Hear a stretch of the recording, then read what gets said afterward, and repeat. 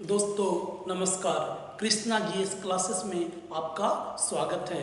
आज जीके का टॉपिक है दिल्ली सल्तनत। यह टॉपिक सभी कॉम्पिटिटिव एग्जाम जैसे एसएससी, रेलवे, बीपीएससी, दरोगा, पुलिस एवं अन्य कॉम्पिटिटिव एग्जाम जिसमें भी जीके के क्वेश्चन आते हैं उसके लिए इम्पॉर्टेंट है। तो हम लोग शुरू करते हैं दिल्ली सल्तनत। तो दोस्तों दिल्ली सल्तनत में हम लोग पांच वंश का हम लोग चर्चा करेंगे। पहला जो वंश है गुलाम वंश का।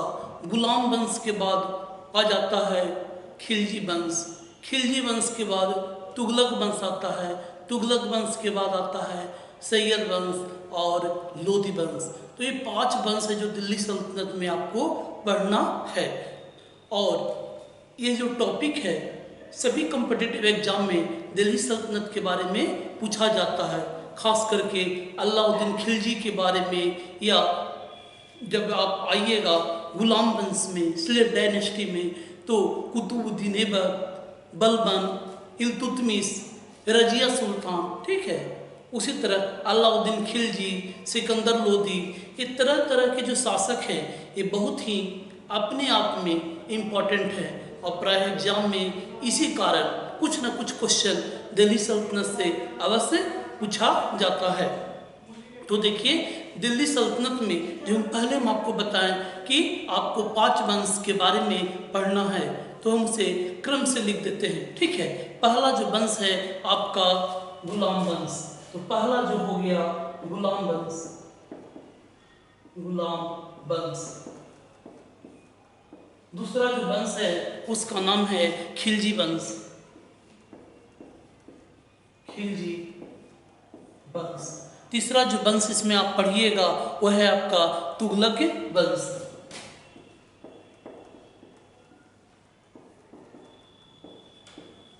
और चौथा जो वंश है उसका नाम है सैयद वंश।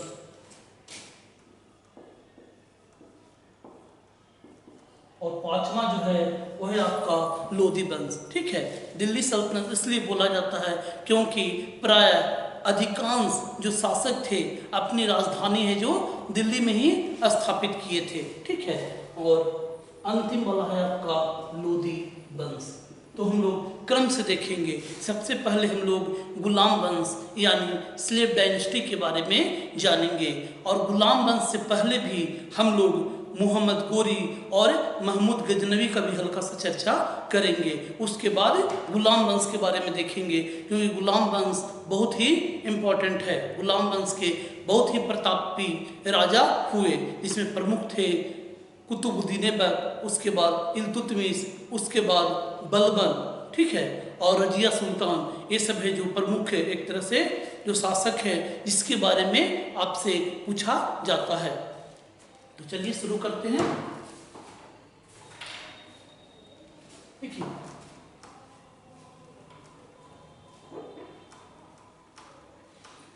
ये जो गुलाम वंश की जो कहानी है जिसका संस्थापक कुतुबुद्दीन ऐबक है, लेकिन हकीकत में क्या होता है कि पहले भारत में यूनानी के आक्रमण, जो सिकंदर सब के आक्रमण या अन्य जो आक्रमण के बाद जब मध्यकालीन भारत में आते हैं तो अरबों का आक्रमण होता है, ठीक है, जहाँ पे मोहम्मद पैगंबर ये सब का जन्म था। और उस स्थान को आज भी अरब देश कहा जाता है। तो अरबों का आक्रमण होता है और अरब का जो आक्रमण होता है भारत में वो मीर कासिम के नेतृत्व में होता है। मीर कासिम के नेतृत्व में होता है। उसके बाद, ठीक है, उसके बाद भारत में है जो तुर्कों का आक्रमण हुआ था मध्यकालीन भारत में, तो तुर्क का भी आक्रमण हुआ। और तुर्क का जो आक्रमण हुआ था उसमें जो प्रथम और प्रसिद्ध आक्रमणकारी था उसका नाम था महमूद गजनबी। अब महमूद गजनबी का नाम सुने होंगे, बहुत बार आता था। और भारत का खजाना कभी मंदिर पे चढ़ाई करके पूरा के पूरा सोमनाथ मंदिर को लूट कर लेकर चला गया था। तो उसके बाद आया था तुर्क आक्रमण हुआ था भारत में, ठीक है। और तुर्क आक्रमण है जो सबसे पहले है जो महमूद गजनवी के नेतृत्व में हुआ था। ठीक है, ऐसे भी अपार सफलता मिला था। लेकिन जो तुर्क आक्रमणकारी महमूद गजनबी था, उसका मुख्य उद्देश्य था भारत का खजाना या भारत का लूटकर अपने देशों में या पूरा के पूरा इस्लाम का प्रचार प्रसार करना। ठीक है, भारत में राज्य स्थापित करने का कोई मंशा नहीं था। उसके बाद जो तुर्क आक्रमणकारी फिर आते हैं और उसका नाम है मोहम्मद गोरी। ठीक है, तो मोहम्मद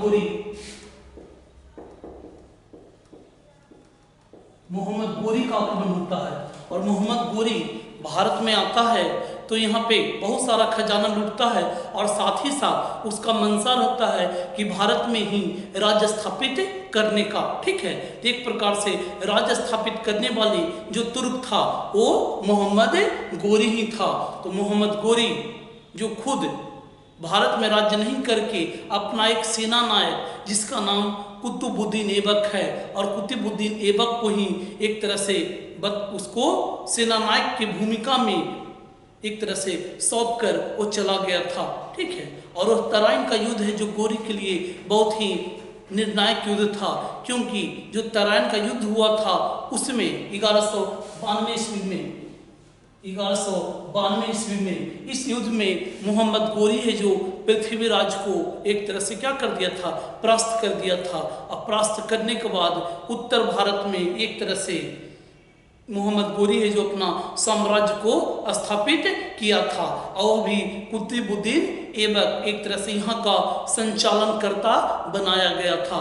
तो हम लोग शुरू करते हैं गुलाम वंश। ठीक है, क्योंकि कुतुबुद्दीन ऐबक जो है वह गुलाम वंश से ही संबंधित है।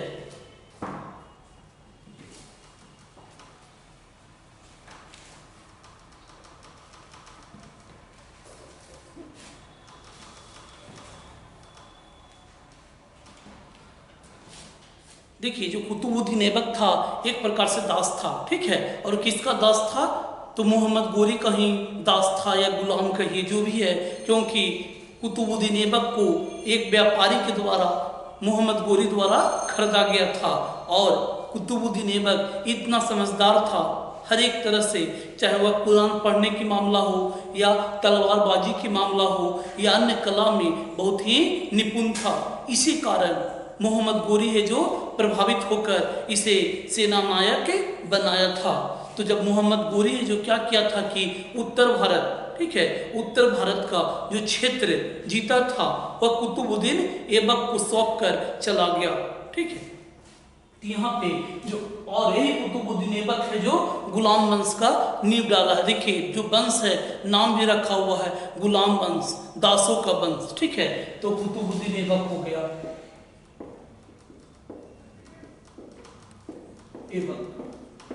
अरे कुतुबुद्दीन ऐबक है जो एक तरह से क्या था, दास था या गुलाम था।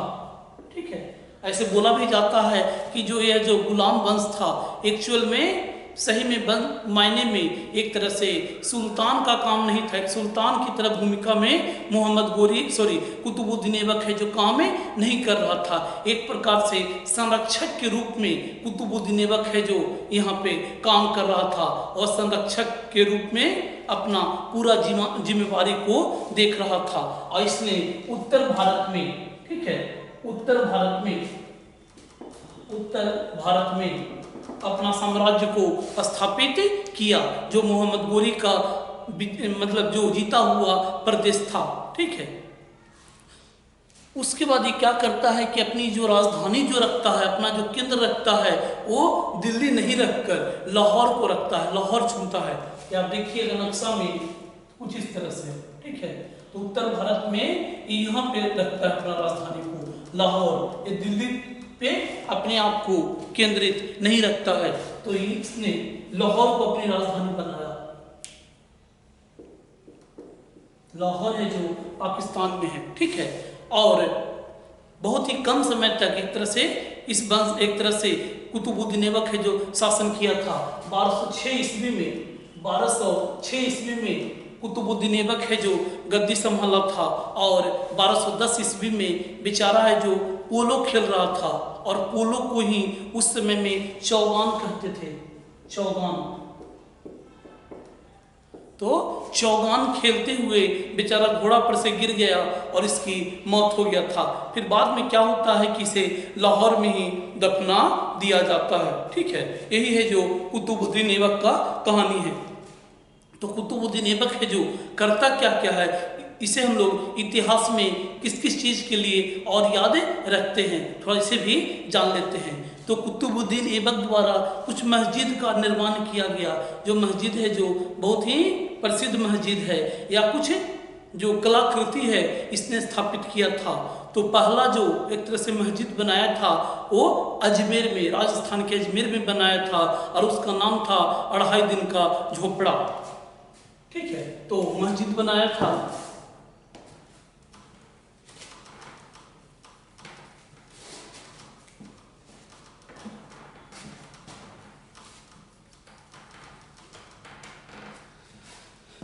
कुतुबुद्दीन जो मस्जिद बनाया था उसका क्या नाम था? 2.5 दिन का झोपड़ा। और इसके बारे में कहा जाता है कि जो अजमेर में यह जो मस्जिद का निर्माण हुआ था वहाँ पे पहले संस्कृत विद्यालय था। वो संस्कृत विद्यालय को तोड़कर 2.5 दिन में इस मस्जिद का निर्माण कुतुबुद्दीन ऐबक के द्वारा गोरी के निर्देश पे किया गया था। दूसरा चीज इसने जो किया था वो कुबतुल इस्लाम मस्जिद है जो कि दिल्ली में है। तो कुबतुल इस्लाम मस्जिद, कुबतुल इस्लाम मस्जिद ये कहाँ पे है? दिल्ली में है। और इसके बारे में कहा जाता है कि वहाँ पे जैन मंदिर था, उस जैन मंदिर को तोड़कर कुतुबुद्दीन ऐबक है जो इस मस्जिद का निर्माण किया। तो कहने का मतलब है कि जो कुतुबुद्दीन ऐबक था वो एक प्रकार से इस्लाम धर्म का प्रचार प्रसार करने के लिए हिंदू एवं अन्य धर्म को क्या कर रहा था? समाप्त कर रहा था। उसके मंदिर को या उसे जो मानने वाले जितने थे उस पर दमन करना शुरू कर दिया था। जबकि उस समय देखा जाए तो मुसलमानों की संख्या या इस्लाम मानने वाले की संख्या बहुत कम था, लेकिन ताकत के बदौलत इन लोग आए थे और एक तरह से अपना साम्राज्य को स्थापित किए थे। और भारत में हिंदुओं को कहा जाता है कि सभी धर्मों को एक तरह से ग्रहण करने वाला एक तरह से है। ठीक है, किसी को एक तरह से नहीं अथी किया, स्वीकार नहीं किया। इतना सहिष्णुता भारत के हिंदू धर्म में है। तो हिंदुओं की संख्या उस समय भी थी, लेकिन कुछ चंद मुट्ठी भर आक्रमणकारी आते थे और एक तरह से विध्वंस मचा देते थे। अब इसे आप जो भी कहिए, हिंदू धर्म की नाकामी भी कह सकते हैं या हिंदू धर्म का एक तरह से उदारवादी छवि भी इसे नाम दिया जा सकता है। तो कुबतुल इस्लाम मस्जिद का भी इसने निर्माण किया था, वो भी दिल्ली के जैन मंदिर को तोड़कर किया गया था। इसकी जो प्रसिद्ध कृति है जिसे आज हम लोग याद रखते हैं वो है कुतुब मीनार। ठीक है, तो कुतुब मीनार की भी नींव इसी ने रखा था। ठीक है, तो कुतुब मीनार इसका एक संत थे, इनके एक तरह से गुरु थे और उनका नाम था बख्तियार, कुतुबुद्दीन बख्तियार काकी। क्या नाम था? कुतुबुद्दीन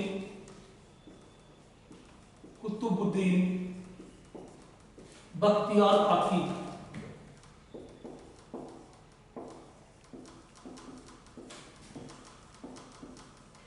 एक तरह से मुस्लिम संत थे, उन्हीं के सम्मान में है जो कुतुबुद्दीन ऐबक है जो एक तरह से कुतुब मीनार का नींव है जो डाला था। लेकिन दुर्भाग्यवश से एक तरह से कुतुबुद्दीन ऐबक की क्या मृत्यु हो गया था। उसके बाद इसी का दामाद इल्तुतमिश जो कि गुलाम वंश का ही राजा बनता है और वही इल्तुतमिश है जो इस कुतुब मीनार को पूरा करता है। बाद में मरम्मत भी होता है इस कुतुब मीनार का, और इस कुतुब मीनार का जो मरम्मत करते हैं उसमें एक आते हैं फिरोज शाह तुगलक। ठीक है, और दूसरा है सिकंदर लोदी, क्योंकि दिल्ली सल्तनत में बहुत सारे वंश का एक तरह से उदय हुआ था। और ये दिल्ली सल्तनत के बारे में कहा जाता है इसकी स्थापना हो गया था 1206 में और यह जो 1526 तक चलेगा। ठीक है, कब तक चलेगा? तो 1526। उसके बाद है जो मुगल काल या मुगल वंश का एक तरह से भारत में स्थापना होता है। ये सब चीज है। देखिए, जो कुतुबुद्दीन ऐबक था वो बहुत ही बचपन से ही पूरा के पूरा कुरान पढ़ लेता था। इसी के चलते से कुरान खां भी कहा जाता है। कुतुबुद्दीन ऐबक को कुरान खां का भी संज्ञा दिया जाता है। साथ ही साथ लाख बख्श से, लाख बख्श का कहने का मतलब कि वो दयालु भी था, ठीक है, वो अपने धर्म के प्रति बहुत ही कट्टर है, वो अलग तरह का प्रवृत्ति है, लेकिन वो साथ साथ है दयालु भी था। उसे लाख बख्श का भी संज्ञा दिया जाता है। लाख बख्श, लाख बख्श। और कुरान खां इसलिए बोला जाता है क्योंकि कुरान है जो बचपन में ही सुरीली आवाज में पूरा का पूरा कंठस्थ कर चुका था। इसी कारण इसे कुरान खां भी कुतुबुद्दीन ऐबक को कहा जाता है। साथ ही साथ इसे हातिम द्वितीय, हातिम द्वितीय का भी संज्ञा है जो इसे मिलता है, ठीक है। तो ये प्रमुख चीज था जो कुतुबुद्दीन ऐबक के बारे में था। कुछ और चीज जानेंगे गुलाम वंश के बारे में। इसमें आपको भी पढ़ना है इल्तुतमिश के बारे में, जो कि प्रमुख शासक के रूप में उभरा था और एक प्रकार से वास्तविक संस्थापक माना जाए तो इल्तुतमिश को ही माना जा सकता है। ये तो बेचारा गोरी का गुलाम था, ठीक है, मोहम्मद गोरी का ये क्या था, गुलाम था। तो अब हम लोग देखते हैं इल्तुतमिश के बारे में। लेकिन इल्तुतमिश से आने से पहले क्या होता है कि कुतुबुद्दीन ऐबक का एक बेटा था और उसका नाम था आराम शाह। तो आराम शाह है जो कुछ समय के लिए एक तरह से दिल्ली सल्तनत में एक तरह से गुलाम वंश में राज्य करता है। तो और उसके बाद क्या होता है कि इल्तुतमिश जो कि इसका दामाद था और बहुत ही अच्छा एक तरह से गवर्नर बना हुआ था, बहुत ही कार्यकुशलता था शासन के प्रति। तो कुछ दिन के बाद क्या होता है कि इल्तुतमिश इसके बेटा आराम शाह को दिल्ली में जड़ नामक स्थान पे उसको क्या हो जाता है, दोनों का भिड़ंत होता है शासन के लिए और उसमें उसका बेटा आराम शाह का क्या हो जाता है, मृत्यु हो जाता है। और बाद में इल्तुतमिश है जो यहाँ पे राज्य काज करता है। तो गुलाम वंश के दूसरे जो प्रतापी या ताकतवर जो राजा था वो इल्तुतमिश था। थोड़ा इल्तुतमिश के बारे में देखते हैं।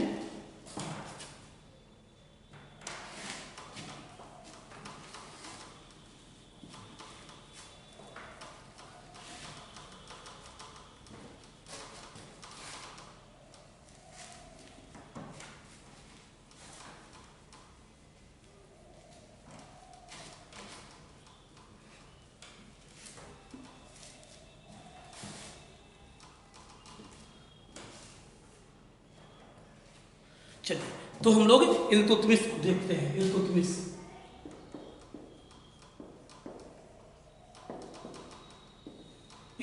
को वास्तविक संस्थापक माना जाता है गुलाम वंश को, तो वास्तविक राजा।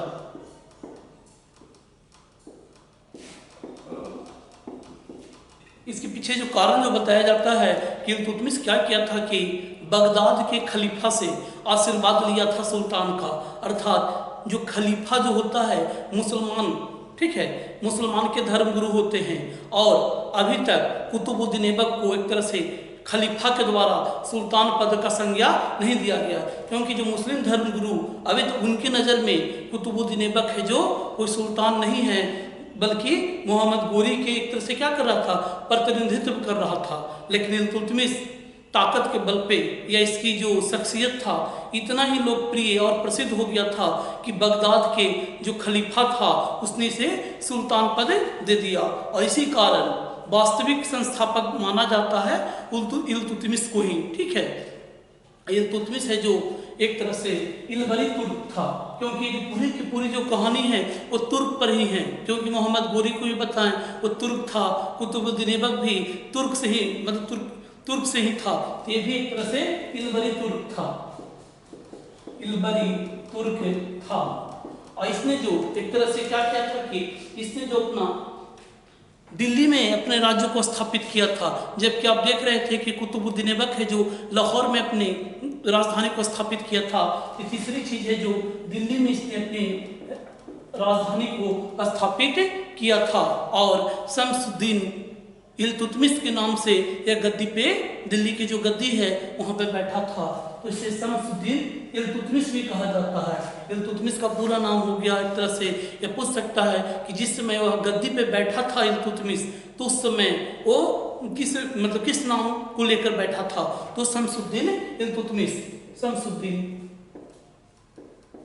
इल्तुतमिश।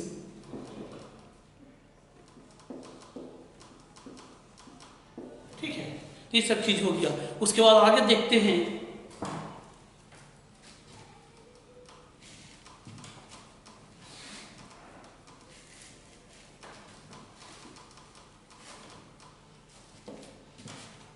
देखिए इसी समय है जो ख्वारिज्म के ईरान को कहा जाता है, ठीक है। तो ख्वारिज्म के जो राजा था या राजकुमार था मंगवर्णी, तो ख्वारिज्म है जो ईरान को ही कहा जाता है। तो वहाँ के राजकुमार, ठीक है, उसको चंगेज खां, जो चंगेज खां एक बहुत ही शक्तिशाली राजा था अपने समय में, ठीक है। ऐसा तो मतलब इल्तुतमिश और कुतुबुद्दीन ऐबक या अन्य जो थे बहुत ही उसके चंगेज खां के सामने बहुत ही छोटा था, ठीक है, बहुत ही उसकी शख्सियत था जो वो छोटा था। तो ख्वारिज्म के जो राजकुमार हैं जो एक तरह से आ गए थे इल्तुतमिश के एक तरह से शासन काल में, तो इल्तुतमिश एकदम घबरा गया था, क्योंकि चंगेज खां है जो इस ख्वारिज्म के जो राजकुमार मंगवर्णी था उसका पीछा करते करते एक तरह से इल्तुतमिश के ही क्षेत्र में आना शुरू कर दिया था। और चंगेज खां जो सिंध नदी के तट पर आ गया था, ठीक है, और सिंधु नदी से जैसे ही इंटर करता तो इल्तुतमिश का एक तरह से का जो क्षेत्र था, ठीक है, जो वहाँ पे प्रवेश कर जाता। यदि चंगेज खां आ जाता तो हो सकता है कि दिल्ली सल्तनत उसी समय समाप्त हो जाता, लेकिन इल्तुतमिश है जो अपने परिपक्वता का परिचय किया, वो समझ गया कि चंगेज खां से हम लोहा नहीं ले सकते हैं। तो इसने अंत में क्या किया था कि इस जो राजकुमार थे मंगवर्णी उसको है जो वापस कर दिए, मतलब भारत के जो क्षेत्र था वहां से हटा दिया गया था। तो चंगेज खां जो अपना रुख को मोड़ लिया, ठीक है। तो इस तरह का भी घटना है जो इसी समय हुआ था।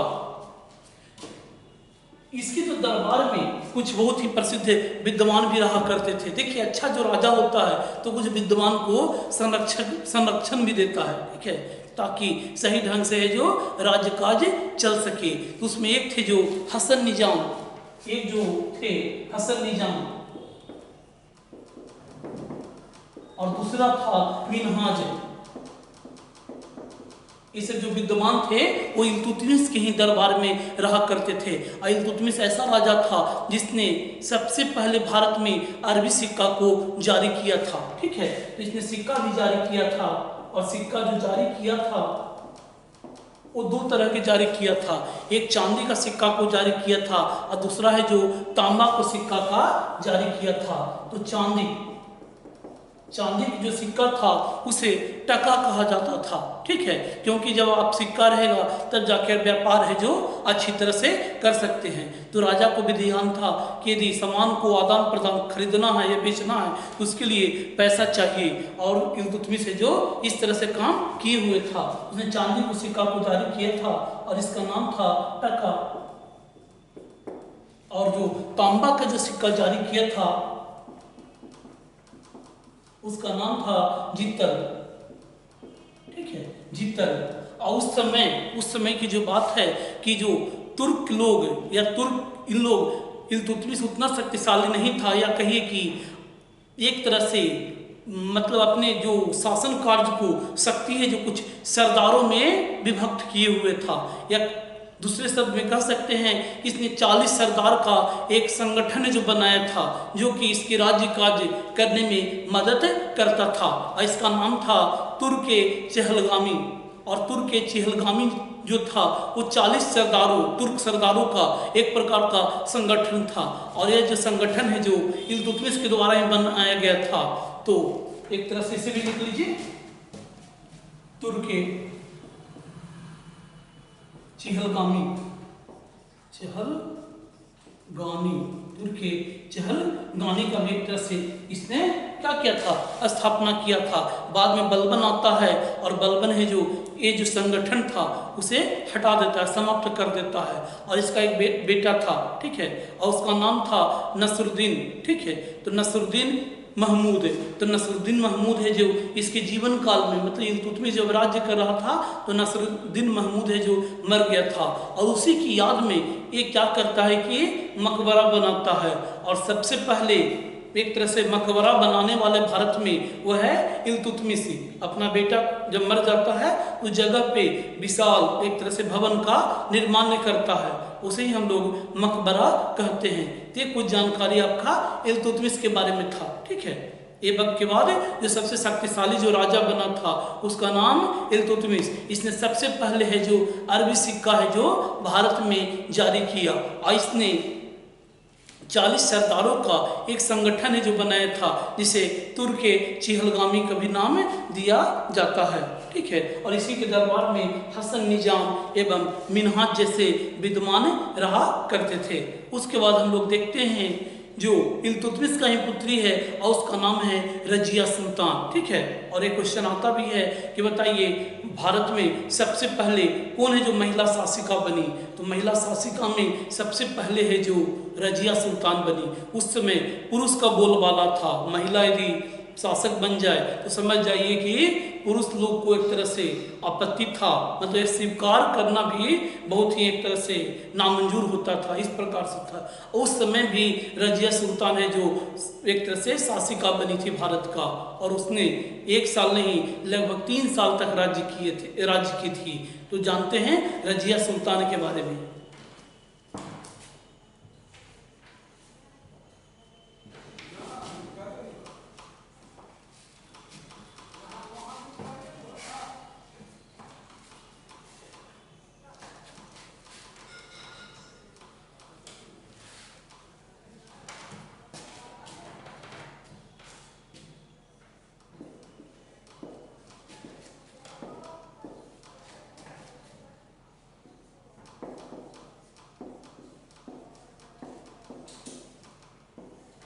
देखिए रजिया सुल्तान जो थी वो इल्तुतमिश की पुत्री थी, और इल्तुतमिश है जो अपने जीवन काल में ही रजिया सुल्तान को उत्तराधिकारी घोषित कर दिया था।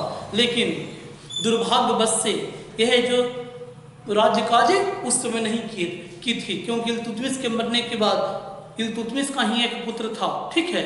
उसका नाम था रुकनुद्दीन फिरोज, ठीक है। तो रुकनुद्दीन फिरोज को ही एक तरह से राजा बना दिया गया था, लेकिन रुकनुद्दीन फिरोज एक तरह से नालायक कहिए या शासन में अक्षम था, और विलासी प्रवृत्ति के होने के चलते रुकनुद्दीन फिरोज को विलासी जीव का भी संज्ञा दिया जाता है।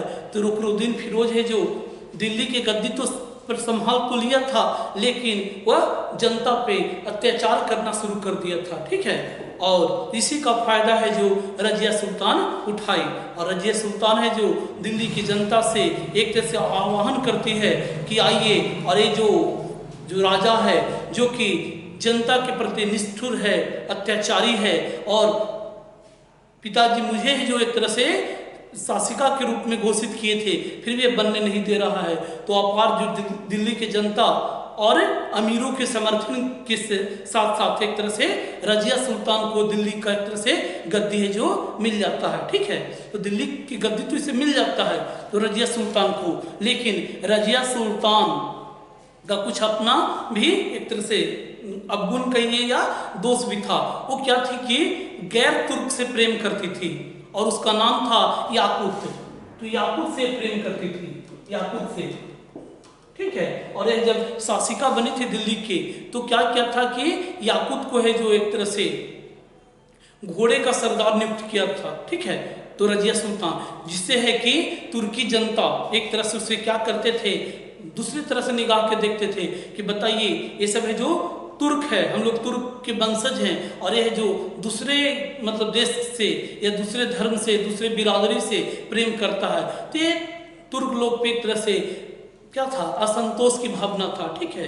और दूसरा इसमें रजिया सुल्तान क्या थी कि शासिका होते हुए, एक तरह से महिला शासिका होते हुए भी जब वह राज दरबार में जाती थी तो कोट पहन कर आती थी, टोपी पहन कर आती थी, अर्थात पर्दा प्रथा जो महिला में चलता है वो सबको नहीं मानती थी। वो चाहती थी कि संपूर्ण रूप से एक तरह से, इसके चलते भी वहाँ के लोगों में बहुत ही नाराजगी था।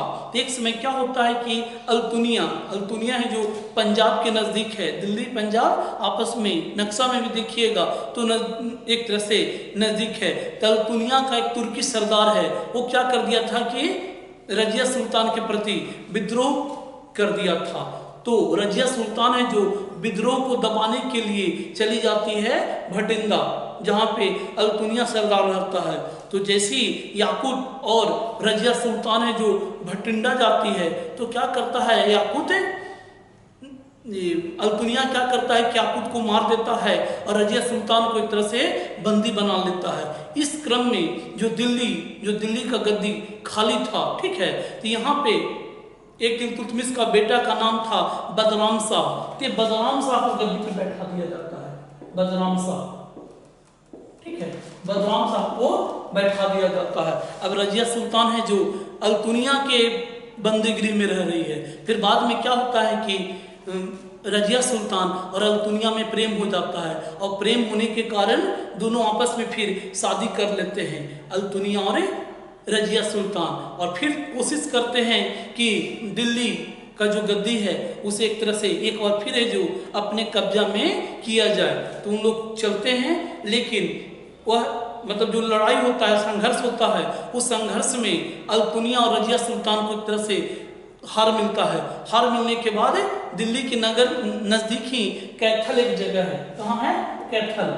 तो कैथल में लोग आराम कर रहे थे, तो दुर्भाग्यवश से वहाँ पे रात में डाकू आता है, और डाकू है जो रजिया सुल्तान और अल्तुनिया दोनों को है जो मार देता है, ठीक है, मार देता है। लेकिन कुछ साल तक इसने रजिया सुल्तान भी राज्य की थी।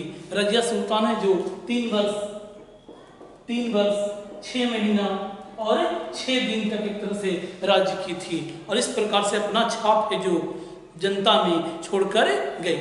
एक और राज्य है जो राजा बहुत ही प्रसिद्ध राजा है गुलाम वंश का, उसका नाम है बलबन। तो बलबन के बारे में थोड़ा जान लेते हैं। ऐसे बलबन के बारे में कभी कभी कुछ किताब में है जो बलबन वंश के नाम से भी जिक्र है, लेकिन दिल्ली सल्तनत में ही बलबन को ही हम लोग पढ़ते हैं।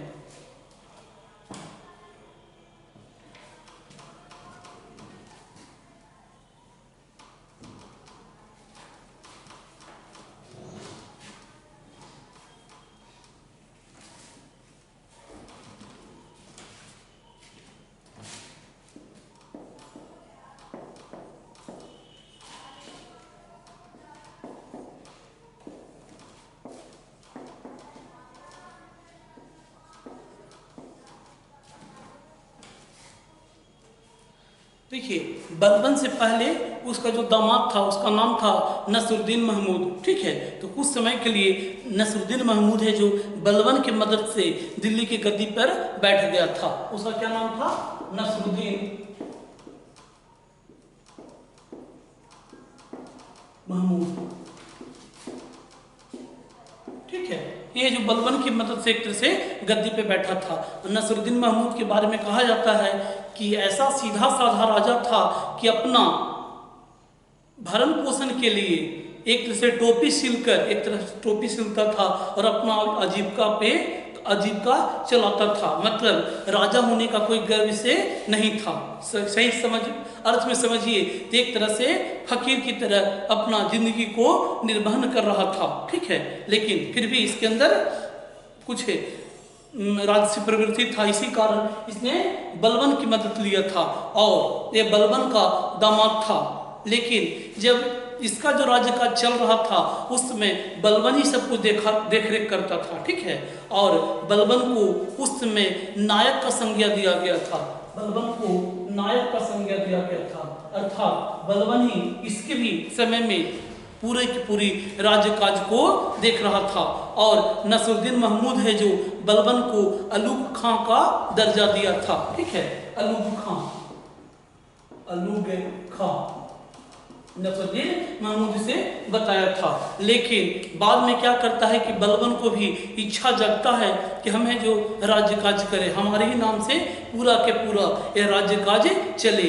तो इसने क्या करता है, बलबन क्या करता है कि नसरुद्दीन महमूद को जहर देकर मार देता है, ठीक है। नसरुद्दीन महमूद को जहर दे देता है और जहर देने से इसकी मृत्यु हो जाता है। तो जहर दे के एक तरह से मार दिया। उसके बाद बलबन है जो गद्दी पे बैठ जाता है। जब बलबन गद्दी पे बैठता है तो गयासुद्दीन बलबन के नाम से बैठता है, ठीक है। गयासुद्दीन बलबन के नाम से गद्दी पे बैठ जाता है।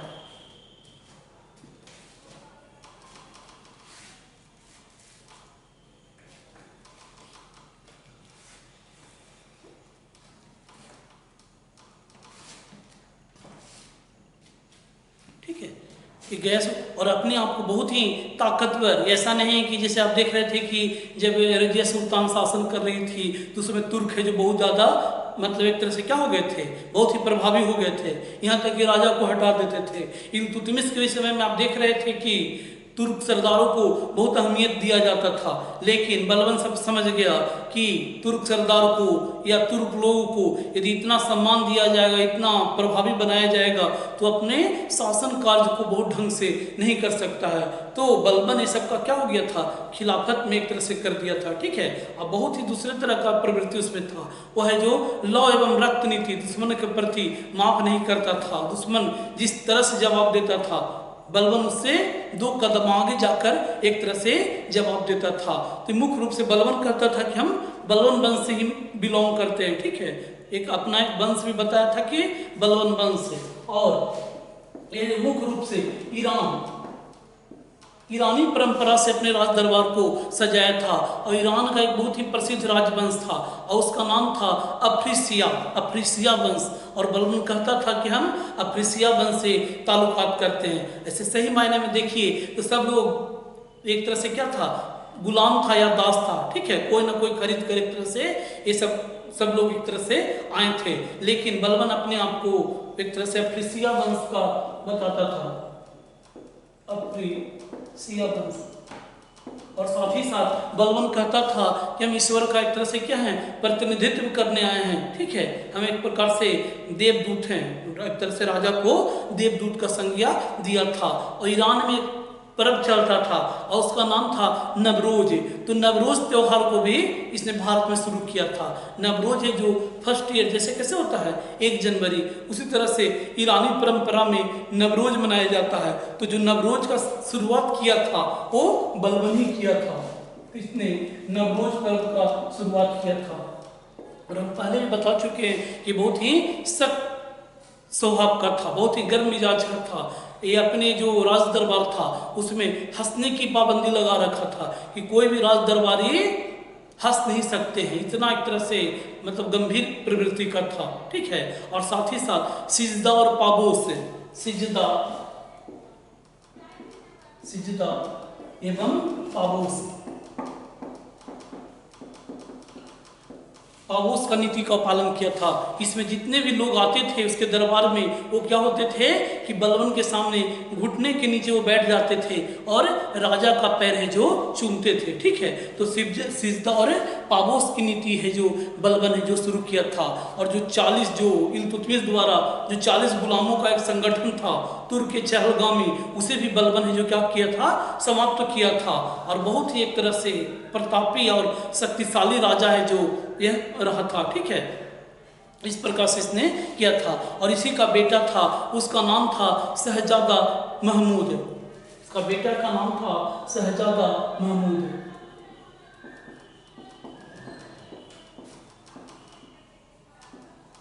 शहजादा महमूद। ठीक है, इसी के शासन मतलब इसी के संरक्षण में है जो आते हैं अमीर खुसरो को आप सुने होंगे, भारत के है जो तूतिया हिंद भी कहा जाता है। ठीक है, मतलब भारत का तोता या तूतिया हिंद का वो उपाधि भी अमीर खुसरो को दिया जाता है। और अमीर खुसरो है जो तबला और सितार के आविष्कारक है। ठीक है, तो अमीर खुसरो जो कि उत्तर प्रदेश के बदायूं जिला के थे। ठीक है, अमीर खुसरो। और अमीर खुसरो के बारे में कहा जाता है उसने 3 वंश के शासनकाल है जो देखे थे। एक था गुलाम वंश, दूसरा था गुलाम वंश के बाद आएगा खिलजी वंश, और खिलजी वंश के बाद आएगा तुगलक वंश। अर्थात 3 वो एक तरह से जो शासक था, वंश था, उसमें है जो अमीर खुसरो आते हैं। अमीर खुसरो के बारे में कहा जाता है कि बहुत ही बड़ा विद्वान भी थे और साथ ही साथ तबला और सितार के आविष्कारक भी अमीर खुसरो। इसी के संरक्षण में, ठीक है, शहजादा महमूद के ही संरक्षण में एक तरह से अमीर खुसरो अपना जीवन या एक तरह से शुरुआत किए थे। प्रारंभिक जो दौर था इनका अमीर खुसरो का, इसने शुरुआत किए थे। लेकिन बाद में क्या होता है कि मंगोल का आक्रमण शुरू हो जाता है। जो बता रहे थे चंगेज खां जो कि बहुत बड़ा मंगोल का नेता था, उसी तरह से मंगोल है जो उस समय बहुत ही प्रभावशाली हो गए थे। और मंगोल का आक्रमण है जो एक तरह से गुलाम वंश पे भी आ रहा था। तो बलबन है जो अपना बेटा शहजादा महमूद को भेजता है मंगोल के आक्रमण को दबाने के लिए, लेकिन दुर्भाग्यवश से उसका बेटा का मौत हो जाता है। ठीक है, तो जब बलबन की मौत होता है तो कैकुबाद बलबन का ही बेटा है और उसका नाम है कैकुबाद। तो कैकुबाद को है जो राजा बना दिया जाता है, लेकिन फिर दुर्भाग्य कहिए कि कैकुबाद को लकवा मार देता है। ठीक है, लकवा मार देता है, इसी कारण यह राज्य काज करने के लिए अक्षम हो जाता है। फिर आ जाता है कैकुबाद का ही बेटा है और उसका नाम है क्यूमर्स। तो ये क्यूमर्स को एक तरह से गद्दी मिल जाता है और क्यूमर्स है जो गुलाम वंश का अंतिम राजा इसे माना जाता है। ठीक है, गुलाम वंश का अंतिम राजा। उसके बाद आ जाता है खिलजी वंश, और खिलजी वंश में जो जलाउद्दीन खिलजी है जो क्यूमर्स को एक तरह से मारकर खिलजी वंश है जो दिल्ली सल्तनत के अंतर्गत अपना राज्य को स्थापित करता है। थैंक यू दोस्तों, फिर मिलते हैं अगले वीडियो में। आप लोग मन लगाकर पढ़िए, धैर्यपूर्वक पढ़िए। बीमारी जैसे कि कोरोना चल रहा है, इसे डरने की जरूरत नहीं है। जिंदगी में हमेशा कुछ ना कुछ समस्या लगा हुआ रहेगा। जो निडर रहता है, जो अपना धैर्य को नहीं खोता है, अंत में मंजिल उसे ही मिलती है। Thank you.